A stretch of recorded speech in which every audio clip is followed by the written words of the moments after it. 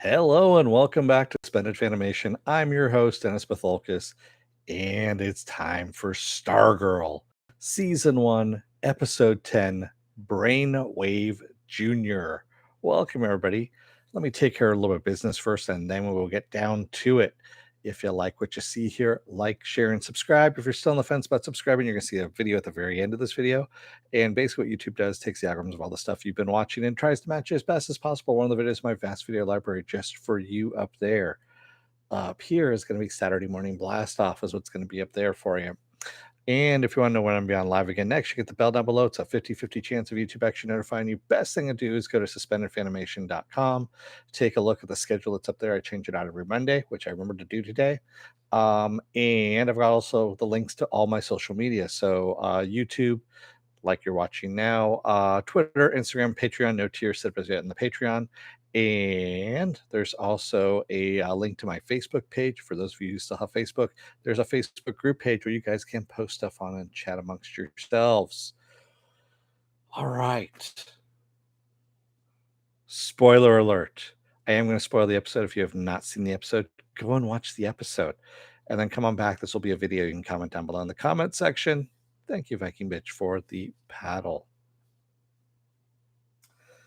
So, wow, what a difference an episode makes.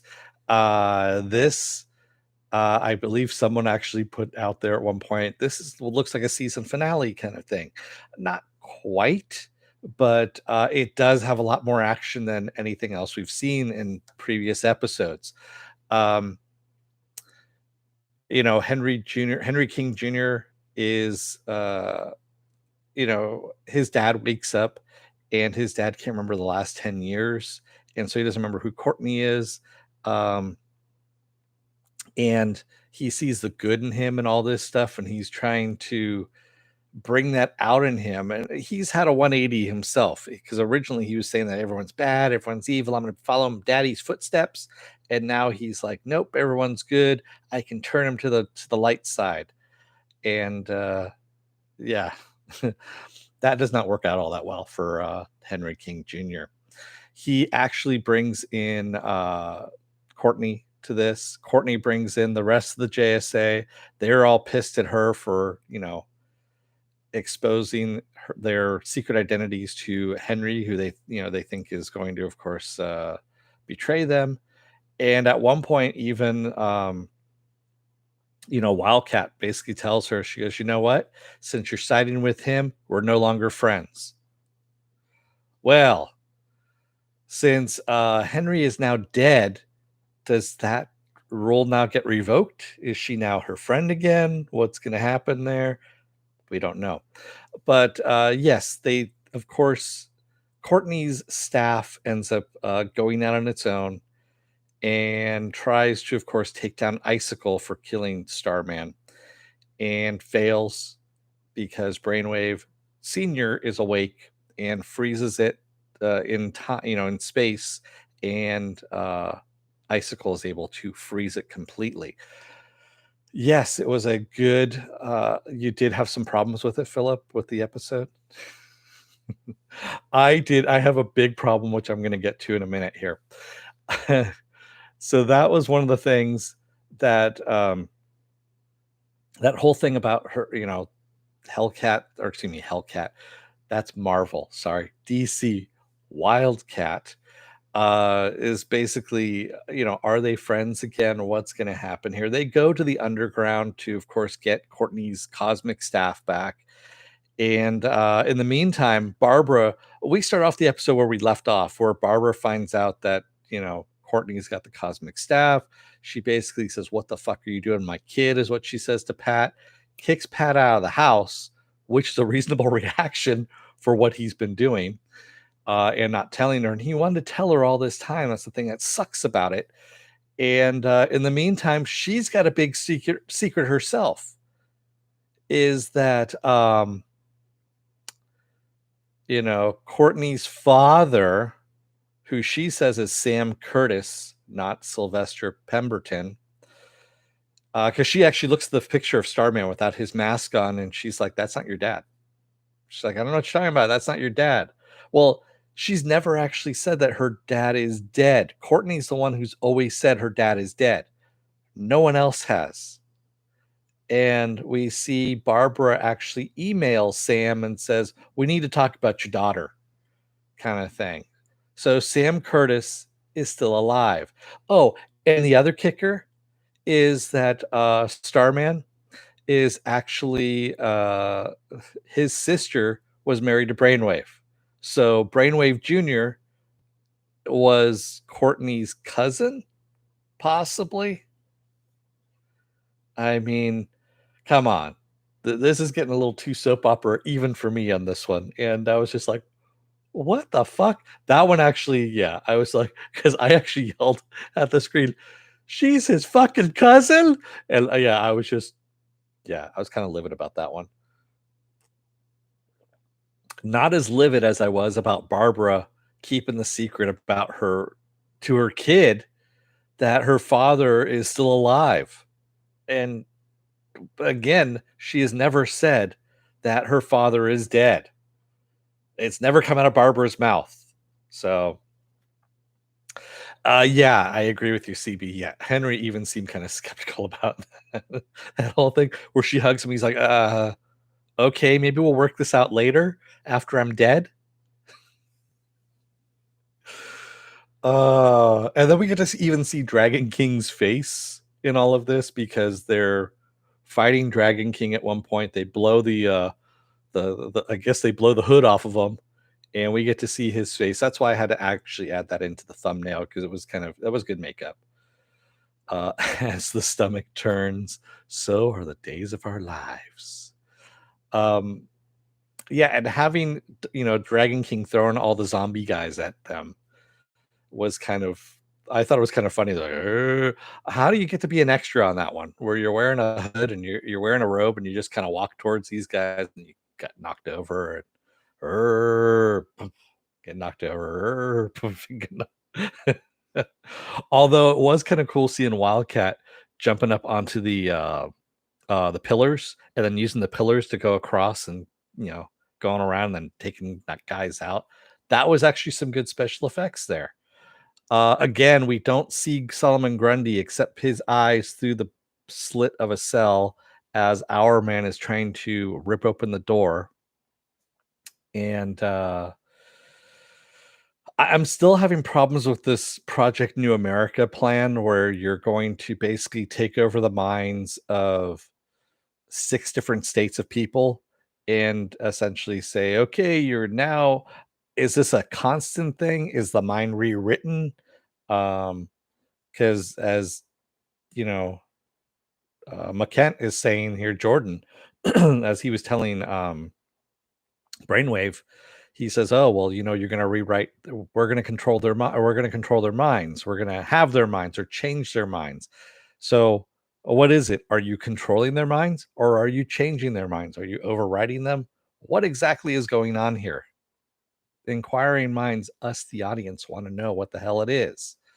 Because right now it seems a little kind of flimsy that you've got this satellite that you're going to hook up some guy with brain powers to brainwash people, or is it to mind control them? I don't understand. And if that's the case, does he have to be constantly hooked up to this thing to keep them under control? So my guess is it's going to be overwritten kind of thing is how they're going to do it. Is they're going to overwrite their minds at this point. So yeah, man. So they lose another kid. I can't believe this show kills more kids than somebody who's in the White House. And yeah, what was that too soon? But yeah, this show has killed a shitload of kids. That's all I can say. They really have. And in a small amount of time too. Because he was still a minor. He was, you know, yeah. Shiv, yeah, and Shiv definitely wanted a piece of Courtney. Cindy was like, "Let me out, Dad. Let me take down the bitch." And he was like, "Quiet, you," as he went, all Dragon King on her. Oh man. Yeah, and I forget what name she called him, like, Puff the Magic Dragon, or I can't remember what it was, or it was I remember it was kind of funny for a second, and then he says, "Dragon King," and goes after her, and I was like, "Okay, who's a badass? You're a badass." Uh, so yes, we got some good stuff out of this.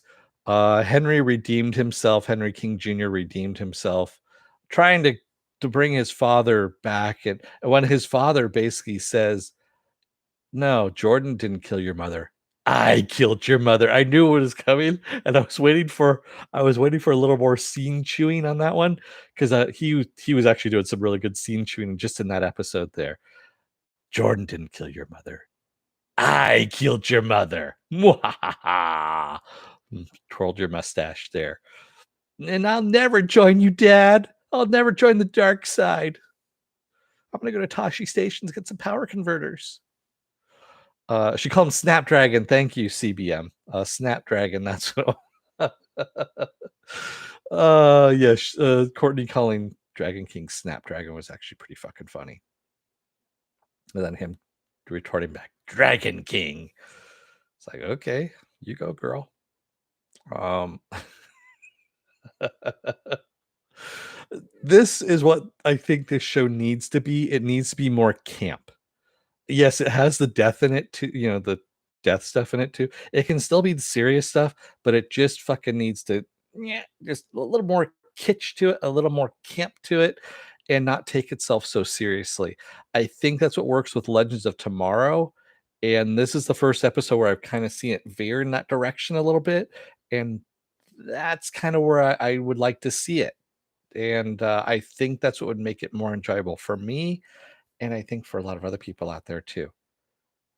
Because it really was. It was going into kitschy camp kind of stuff, and that's when it started becoming really good, and you're just like, "Yeah, I like this. I love Legends of Tomorrow."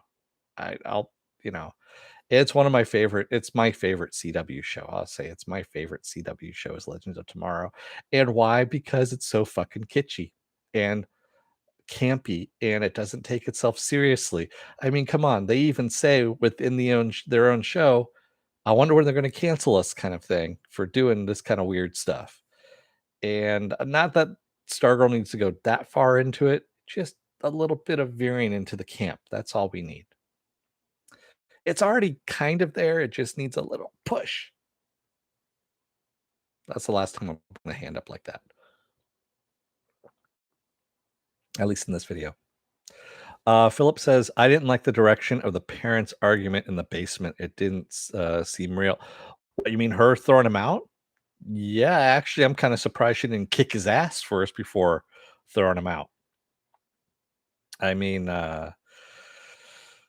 yeah, her whole thing though of being the hypocrite of like, and again, it's the CW secret thing that we've got going on with, oh, I found out your secret, but guess what? I've got a secret too. I'm gonna send an email to your dad who's still alive. Yeah. So I don't know, man. I'm really hoping we don't go down the fucking secret hole again. But because the secret hole is a different thing altogether. That's a different genre of stuff, which we don't want to have happen. There's a place in the dark web for the secret hole. Yeah. So as you can tell, I had fun with this episode.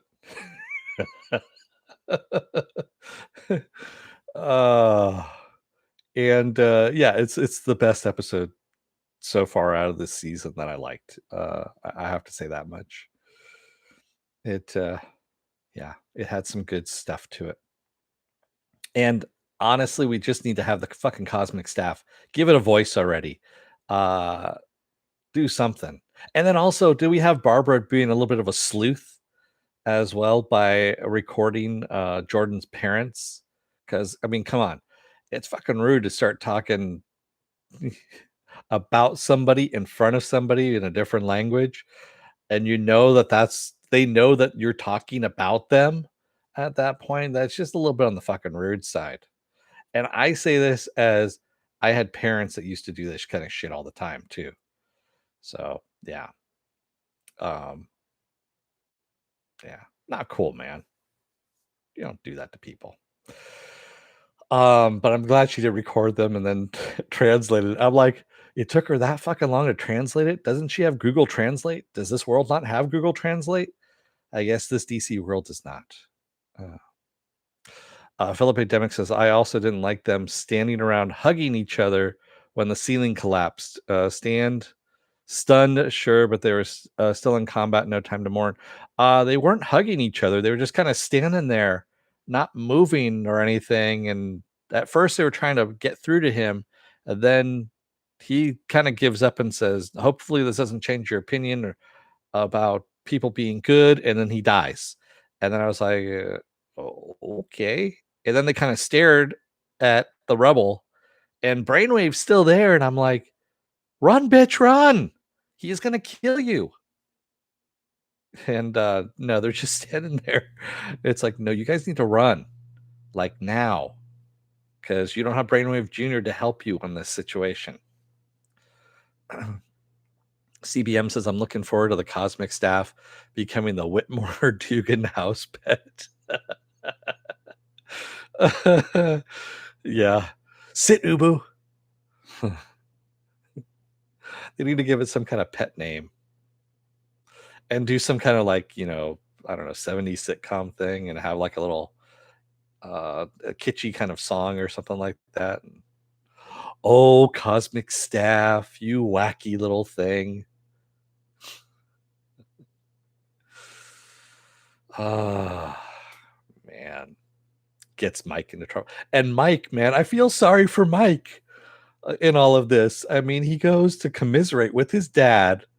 He's like, "No, dude, I'm not gonna sleep in the house. I'm gonna go get a bag. I'm gonna come with you. We'll sleep together." And his dad fucking leaves him.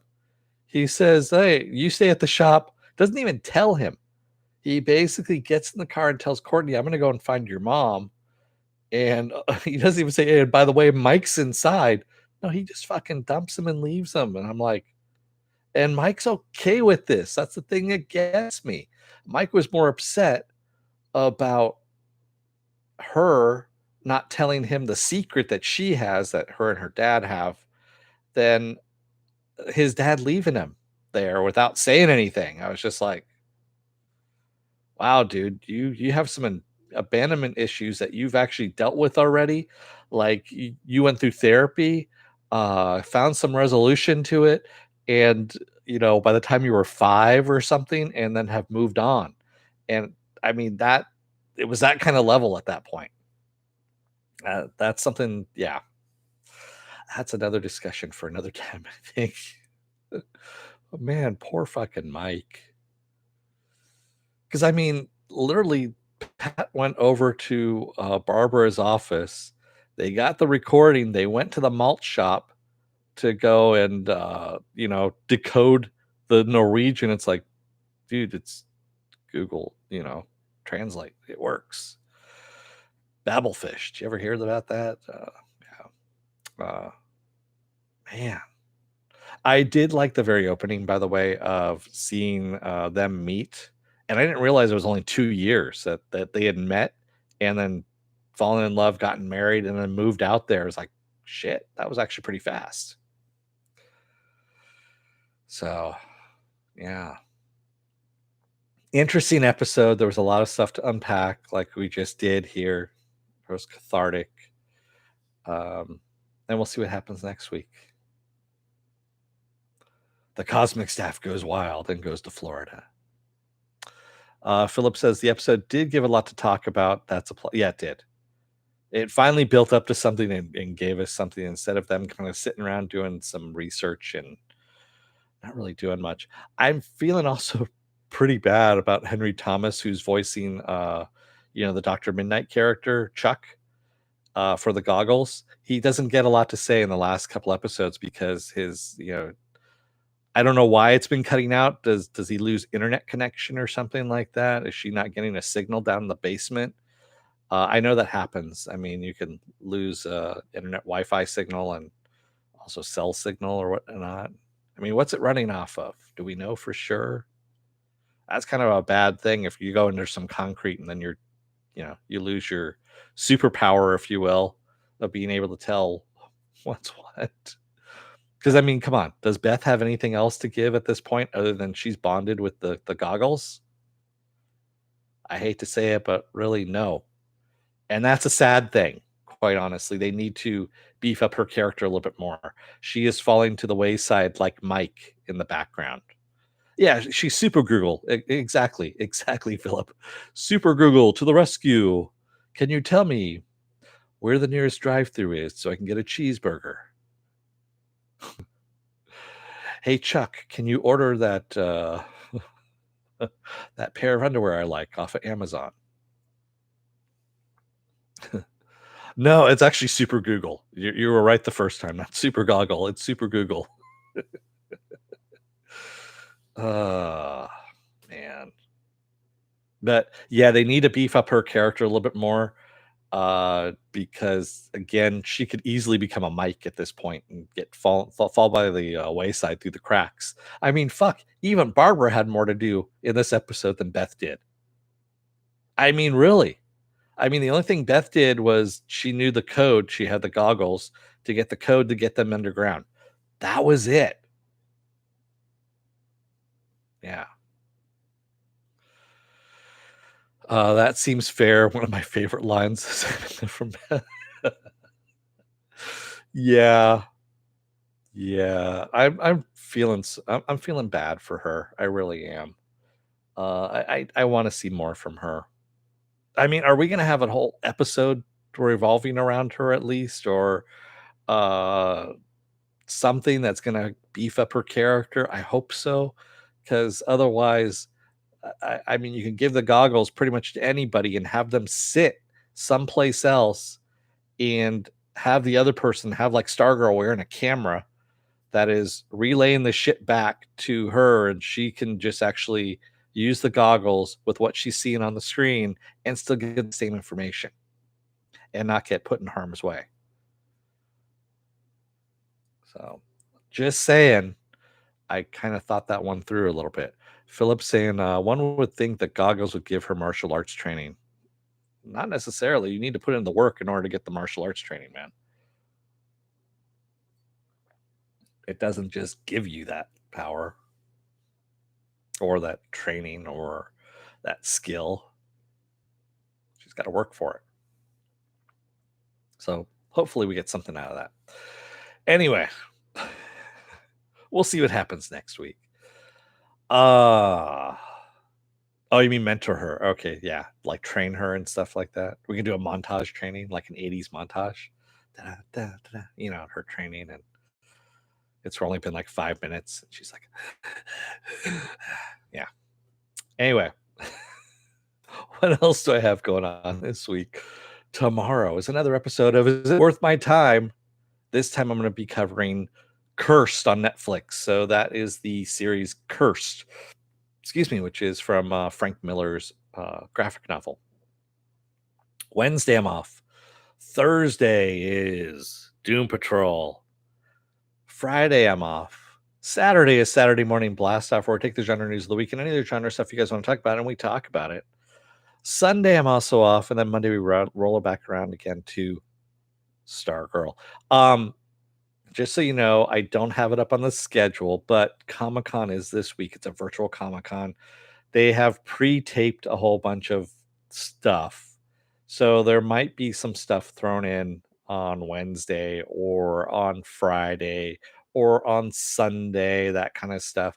I'll probably do some like little updates kind of thing videos and just let you know like most likely a lot of it's going to be covered on Saturday as to what's happening, but I might throw a few things in here and there as we go along in the week, depending on what is announced. Yeah, that's all. I think that will actually be a little bit of fun for those of us that are stuck at home. Everyone who's stuck at home, I guess you could say.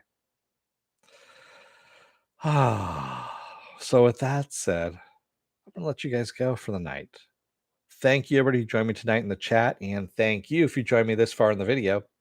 Remember, like, share, and subscribe. If you're still on the fence about subscribing, wait till the very end of the video. If you see a video up here and you like what's there, hit the subscribe button there. If you want to know when I'm going live again next, you can hit the bell down below. It's a 50-50 chance of YouTube actually notifying you. Best thing to do is go to suspendedfanimation.com and take a look at the schedule that's up there. I change that every week. And also all the links to my social media, Twitter, Instagram, Patreon, all that good stuff. There's also the links to my Facebook page and my Facebook group page where you guys can post stuff on and talk amongst yourselves. So with that said, I'm going to let you guys go for the night. Thank you. I will see you again tomorrow.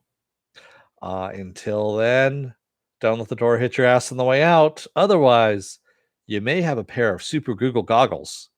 Try and say that 10 times fast. But that's still not going to give you any martial arts powers. And you're better just stay your ass at home and let the people with superpowers deal with the actual villains. Thanks, everybody. I will talk to you tomorrow. Until then, have a good night. Stay safe. Wash your hands. Wear a mask. And I will see you then. Thanks, everybody. Good night.